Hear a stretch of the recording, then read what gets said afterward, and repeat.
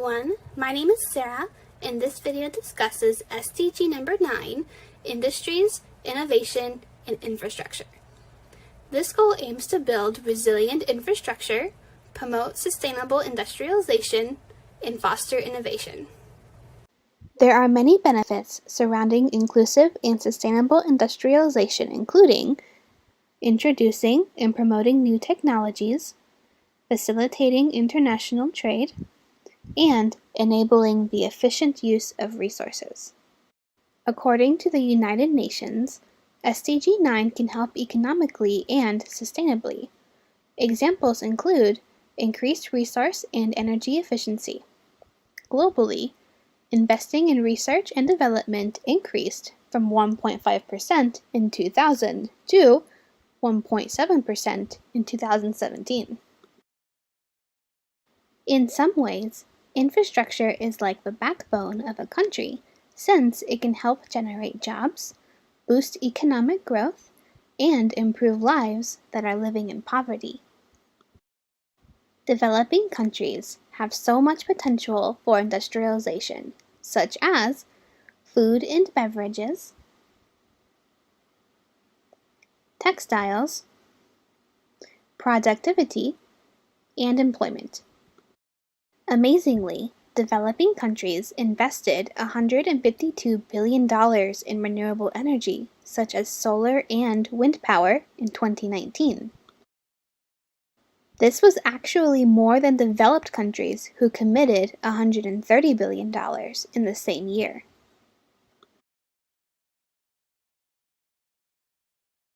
Currently, 2.3 million people are employed with the renewable energy sectors. As more governments and countries become interested in expanding this business, there could be 20 million additional jobs by 2030. The 2020 pandemic has shown us how we need to improve on resilient infrastructure.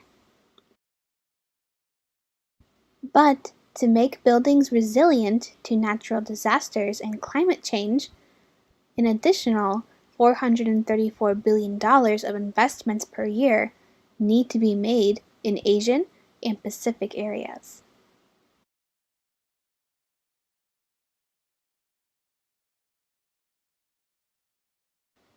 Other less developed areas require more.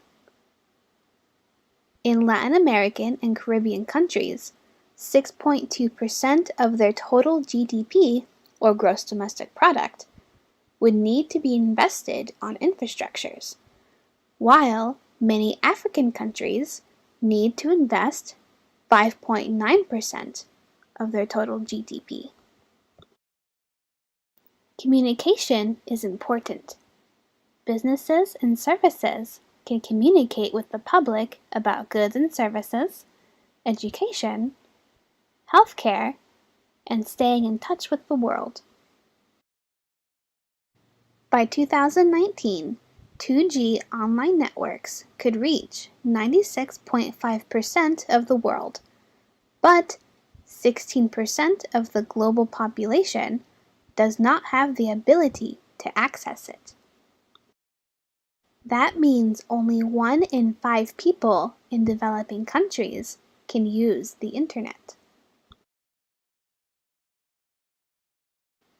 Prior to the Meiji Restoration in 1868, Japan didn't have railroads. Society was still isolated from the world. But once introduced to Western culture, the government encouraged rapid change, new employment, and higher wages. Industries grew, including the post office, telegraph networks, and rail services. The 1970s saw rapid growth due to the booming economy. Now, Japan has some of the best urban infrastructures in the world. Their advanced and well-maintained infrastructures undergo regular upgrading and expansion in both private and public projects. Natural disasters reinforce the importance of quality infrastructures, as seen by the 1995 Kobe earthquake and the devastating tsunami in 2011. But rural areas are seeing a decline in quality. The younger generations are moving to urban cities. Potential businesses and homeowners who may be interested in an older house or land will likely find it difficult if the original owner is nowhere to be found. If the owner or next of kin can't be located for the title, the building will likely remain abandoned. Japan is well known for its major industries, such as auto companies, electronics, and entertainment business. Japanese car brands are consistently in the top 10, particularly Toyota, Honda, and Nissan.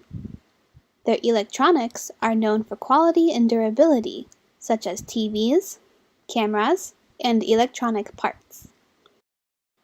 Innovation is the introduction of new things, ideas, or way of doing something. Japan pioneered the Walkman by Sony, laptops, VHS recorders, emojis, 3D printing, flash memory, and LCD screens. Many experts claim that Japanese innovation isn't as influential as it once was. This occurred after new industries took over, such as Google, Amazon, Facebook, and Apple from abroad. The economic stagnation, low incentives to motivate younger people, and lack of diversity in universities decreased the amount of unique innovations. For example, students who are over 25 years old make up less than 2% of the higher education population. Another example is how Japan essentially lost the smartphone wars. The country won the 80s and 90s with their video recorders, but missed out on the chance to develop smartphones. Businesses like Samsung and Apple listened to what the consumers wanted, while Japanese smartphones weren't marketed well outside of the country. In fact, flip phones are still widely used by the older generation. But because of their past inventions that have changed the world, Japan still ranks number 2 as the most innovative country behind the USA. Sasebo City is currently debating over the conditions of aging buildings, particularly buildings that have low occupancy rates of less than 1%. A plan began in 2013 to address this issue through policies. This plan is still being implemented today.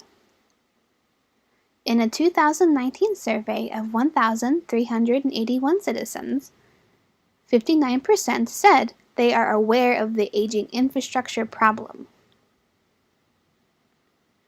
About half of the respondents said they'd be interested in a public forum given the right time and circumstances. Many of the public halls and schools were built in the 1950s. This is about 3,200 buildings. Sasebo City Hall said many of these buildings will reach the end of their useful life soon. The annual cost of rebuilding over the next 40 years will be 11.3 billion yen. But the declining birth rates and increasing elderly will make this project difficult because of city taxes. I have noticed an increase of new buildings replacing older ones in the downtown area. I like to see these changes, and I hope they continue doing this within the city and outside of the city as well. I see many abandoned buildings that are falling apart and could be a danger to pedestrians. The main industries in Sasebo include shipbuilding, tourism, and commercial services like shopping. Sasebo's mayor, Tomonaga Norio, is very optimistic about Sasabo's future in tourism because of the location, lack of earthquakes, and the beautiful scenery. Planning and investing into structural transformation should be prioritized by lawmakers. Developing countries have a long way to go before meeting SDG 9's targets by 2030. Even before the COVID outbreak in 2020, global manufacturing growth was declining. Manufacturing growth declined even more because of the 2020 global disruptions. For example, the global value chain includes the people, roles, and activities involved in the production of goods and services. In 2020, $50 billion in exports was lost in the global value chain. As of 2021, SDG 9 had the second highest significant progress of all the goals. This is due to the access of mobile networks and reducing CO2 emissions per unit of manufacturing. The decrease of CO2 emissions was caused by the 2020 national lockdowns and traveling restrictions around the world. The targets include developing infrastructure that is resilient, sustainable, and affordable, promote sustainable industrialization by 2030, raise GDP and employment, increase small-scale enterprises, increase communications technology, upgrade current infrastructure that is sustainable, and continue to upgrade infrastructures in developing countries. SDG 9 can help find lasting solutions to both economic and environmental challenges.